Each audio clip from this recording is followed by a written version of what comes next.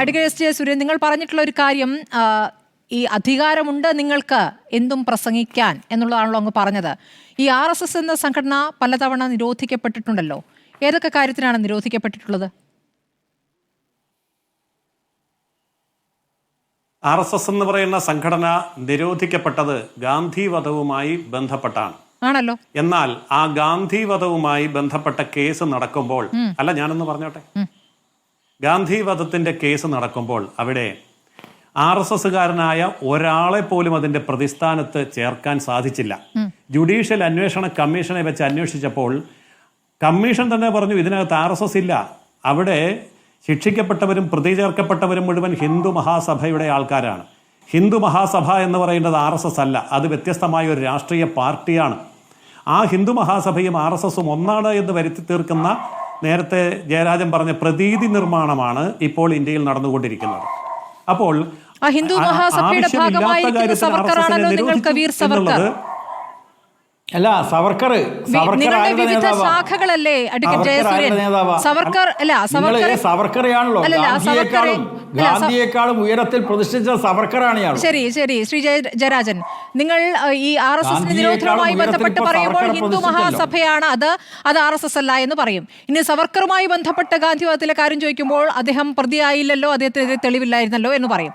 ഈ രൂപത്തിൽ തട്ടിയും മുട്ടിയും കാര്യങ്ങൾ മാറ്റിക്കൊണ്ടിരിക്കുകയാണ്. പക്ഷേ ഉണ്ടല്ലോ, ഗാന്ധി വധത്തിലെ 6ാം പ്രതിയായിരുന്നു. പിന്നീട് തെളിവുകളില്ല എന്ന് കോടതി പറഞ്ഞ് വെറുതെ വിടുമ്പോൾ മര്യാദയ്ക്ക് ചോദ്യം ചെയ്തില്ല എന്ന ധ്വനിയോടുകൂടിയാണ് കോടതി ആ ഉത്തരവിട്ടത്, തെളിവുകളില്ല എന്ന്. അത് കഴിഞ്ഞിട്ട് കപൂർ കമ്മീഷൻ ഉണ്ടല്ലോ. കപൂർ കമ്മീഷൻ എന്താണ് പറഞ്ഞത്? ആ ഗൂഢാലോചനയിൽ പങ്കാളിയാണ് എന്നുള്ള കാര്യം കപൂർ കമ്മീഷൻ എഴുതി വെച്ചിട്ടുണ്ട്. പിന്നെ നമ്മൾ കാണുന്നത് എന്താണ്? നിങ്ങൾ സവർക്കറെ വീർ സവർക്കറാക്കുന്നതാണ് അല്ലേ? വാജ്പേയിയുടെ കാലത്ത് പാർലമെന്റിൽ സവർക്കറുടെ പടം എത്തുകയും ചെയ്തു. അപ്പോൾ അങ്ങനെ സ്വീകാര്യത സൃഷ്ടിക്കുന്നു. സവർക്കറെ ഗാന്ധിയുടെ തൊട്ടുമുന്നിലില്ല, ഗാന്ധിയേക്കാൾ വലുപ്പത്തിൽ അടിച്ചിറക്കിയ പോസ്റ്ററിനെ കുറിച്ച് എന്താണ് പറയാനുള്ള അഡ്വക്കേറ്റ് ജയസൂര്യൻ? ഗാന്ധിയേക്കാൾ വലിപ്പത്തിൽ രാഹുൽ ഗാന്ധിയുടെ പോസ്റ്റർ അടിക്കുമ്പോ എന്താ ചർച്ച നടത്താത്തെ? മനസ്സിലായില്ല.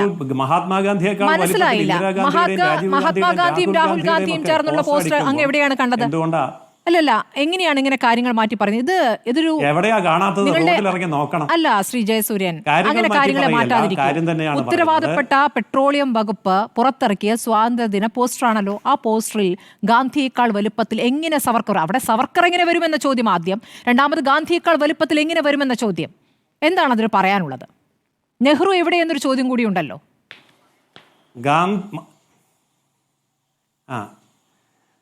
സവർക്കറെ വീർ സവർക്കർ എന്ന് ആദ്യം വിളിച്ചത് മഹാത്മാഗാന്ധിയാണ്. അദ്ദേഹം 27ാമത്തെ വയസ്സിൽ 50 വർഷക്കാലം ഇരട്ട ജീവപര്യന്തം ശിക്ഷിക്കപ്പെട്ട് ജയിലിലേക്ക് പോയ വ്യക്തിയാണ് അദ്ദേഹത്തിൻ്റെ സഹോദരനും. ആ വ്യക്തിയെ വീരൻ എന്ന് ആദ്യമായി ഇന്ത്യ മഹാരാജ്യത്ത് വിളിച്ചത് ഇതേ മഹാത്മാഗാന്ധിയാണ്. അപ്പോൾ മഹാത്മാഗാന്ധിയുടെ ചിത്രത്തിനൊപ്പം വീർ സവർക്കറിൻ്റെ ചിത്രം വെക്കുന്നതിൽ യാതൊരു തെറ്റുമില്ല. അതിന് വലിപ്പം കൂടിയാലും ഉയരം കൂടിയാലും. അതുപോലെ തന്നെ വീർ സവർക്കറെ സംബന്ധിച്ചിടത്തോളം അദ്ദേഹം ഈ രാജ്യത്തിന് നൽകിയ സംഭാവനകളെ ആദരിച്ചുകൊണ്ട് ശ്രീമതി ഇന്ദിരാഗാന്ധി 1970 പോസ്റ്റൽ സ്റ്റാമ്പ് ഇറക്കി.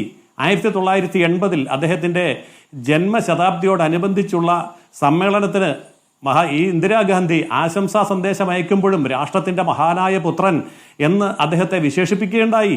ഇതൊക്കെ ഈ രാജ്യത്ത് നടന്ന കാര്യമാണ്. വേറൊരു കാര്യം കൂടി ഞാൻ പറയാം.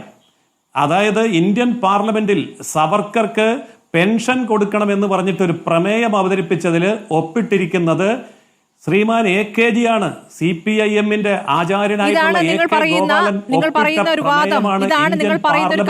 കാര്യം. വാജ്പേയി പ്രധാനമന്ത്രിയായപ്പോഴാണ് പാർലമെന്റിൽ സവർക്കറുടെ പടം വന്നത്.